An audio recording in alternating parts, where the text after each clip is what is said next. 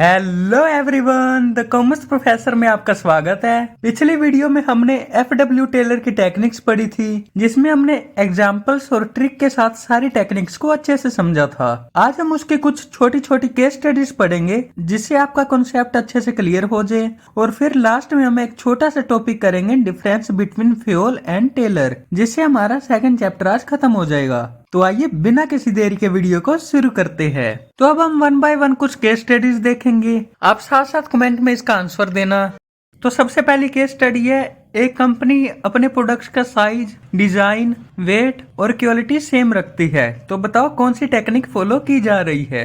जिन्होंने मेरी टेक्निक्स वाली वीडियो देखी थी उनको तो पता लग गया होगा कि इसमें कौन सी टेक्निक फॉलो हो रही है। याद करो किसमें प्रोडक्ट के साइज, डिजाइन और वेट क्वालिटी सेम रखने की बात की जाती है। तो इसका आंसर है स्टैंडर्डाइजेशन। उसके बाद नेक्स्ट केस स्टडी आती है, एक कंपनी अपने प्रोडक्ट लाइन में उन प्रोडक्ट्स को हटा देती है जो अननेसेसरी है, ताकि कॉस्ट और वेस्टेज कम हो जाए। तो बताओ ये कौन सी टेक्निक है।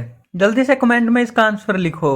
इसका सही आंसर है सिंप्लीफिकेशन ऑफ वर्क। मैं आपको क्लियर कर दूं कि ये केस स्टडी सिर्फ आपकी अंडरस्टैंडिंग चेक करने के लिए हो रही है, जिससे आपको पता लगे कि आपकी तैयारी कैसी है और आपकी टेक्निक से कंसेप्ट्स कितने क्लियर है। इसलिए मेरे आंसर बताने से पहले आप खुद से आंसर देने का ट्राई किया करो कि इसका आंसर क्या हो सकता है। और अगर आपने अभी तक टेक्निक्स के बारे में पढ़ा ही नहीं है तो पहले आप टेक्निक्स पढ़िएगा।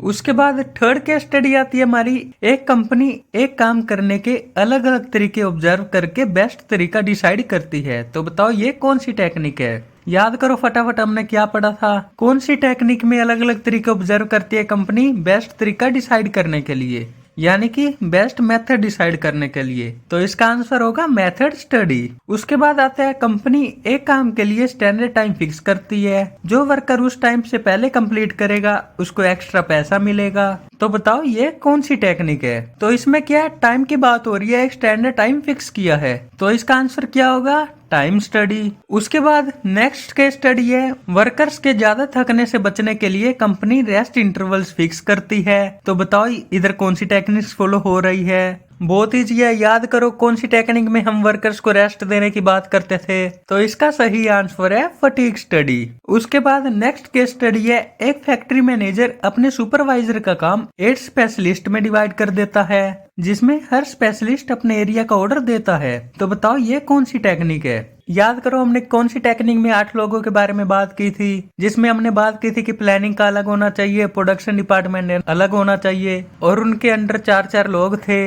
याद आया। इसका आंसर है फंक्शनल फोरमैनशिप। उसके बाद नेक्स्ट केस स्टडी है, एक कंपनी ज्यादा प्रोडक्शन करने वाले वर्कर को ज्यादा पैसे देती है और कम प्रोडक्शन करने वाले को कम पैसा देती है। तो बताओ ये कौन सी टेक्निक है। जिन्होंने मेरी टेक्निक्स वाली वीडियो देखी थी उनको टिड्डू टिड्डी वाला एग्जांपल याद होगा और वो इजिली फाइंड कर सकते हैं कि ये टेक्निक है डिफरेंशियल पीस वेज सिस्टम। उसके बाद नेक्स्ट टेक्निक है, कंपनी देखती है कि वर्कर्स लगातार काम करके थक जाते हैं, तो मैनेजमेंट उनकी वर्किंग आवर्स कम कर देता है और बेटर वर्किंग कंडीशंस दे देता है। तो बताओ ये कौन सी टेक्निक है। अब तो आपको ये थकान वर्ड सुन के समझ आ गई होगी, ये टेक्निक है फटीग स्टडी। उसके बाद हमारी लास्ट केस स्टडी आज की, कि एक प्रोडक्शन मैनेजर देखता है कि कुछ प्रोडक्ट्स का साइज और क्वालिटी अलग है, तो वो डिसाइड करता है कि सबका स्टैंडर्ड साइज, वेट और क्वालिटी फिक्स किया जाए। तो बताओ ये कौन सी टेक्निक है। तो ये भी आपको इजीली समझ आ गया होगा कि एक स्टैंडर्ड साइज, वेट और क्वालिटी फिक्स करने की बात हो रही है ताकि सब प्रोडक्ट सेम बने। तो इसमें कौन सी टेक्निक यूज हो रही है, स्टैंडर्डाइजेशन। अगर आपने इनके स्टडीज के आंसर सही दिए हैं तो बधाई हो, आपकी टेक्निक्स के कॉन्सेप्ट्स क्लियर है। अब हम आगे पढ़ते हैं और इस चैप्टर का लास्ट टॉपिक देखते हैं, जो कि है difference between Fayol and Taylor. Henri Fayol को फादर ऑफ मॉडर्न मैनेजमेंट के नाम से जाना जाता है, जबकि FW टेलर यानी कि फ्रेडरिक विंसलो टेलर को फादर ऑफ साइंटिफिक मैनेजमेंट के नाम से जाना जाता है। फ्यूल के प्रिंसिपल्स टॉप लेवल मैनेजमेंट पे फोकस करते हैं, जबकि टेलर के प्रिंसिपल्स शॉप फ्लोर लेवल यानी वर्कर की एफिशिएंसी पे ध्यान देते हैं। फ्यूल ने टोटल 14 प्रिंसिपल्स दिए थे और टेलर ने सिर्फ 4 प्रिंसिपल्स दिए थे, लेकिन इसके साथ में उसने कुछ टेक्निक्स भी बताई थी। उसके बाद एप्लीकेशन की बात करें तो फ्यूल के प्रिंसिपल्स यूनिवर्सल है और हर ऑर्गेनाइजेशन में अप्लाई होते हैं, जबकि टेलर के प्रिंसिपल सिर्फ प्रोडक्शन या फैक्ट्री वर्क पर फोकस करते हैं। अप्रोच की बात करें तो फ्यूल एडमिनिस्ट्रेटिव या फंक्शनल अप्रोच फॉलो करते थे, जबकि टेलर साइंटिफिक अप्रोच के थ्रू काम करते थे। नेशनैलिटी की बात करें तो फ्यूल फ्रांस के इंडस्ट्रियलिस्ट थे, जबकि टेलर अमेरिका के मैकेनिकल इंजीनियर थे। फ्यूल ने पर्सनल एक्सपीरियंस से प्रिंसिपल्स बनाए थे, जबकि टेलर ने ऑब्जर्वेशन एंड एक्सपेरिमेंट से प्रिंसिपल्स बनाए थे।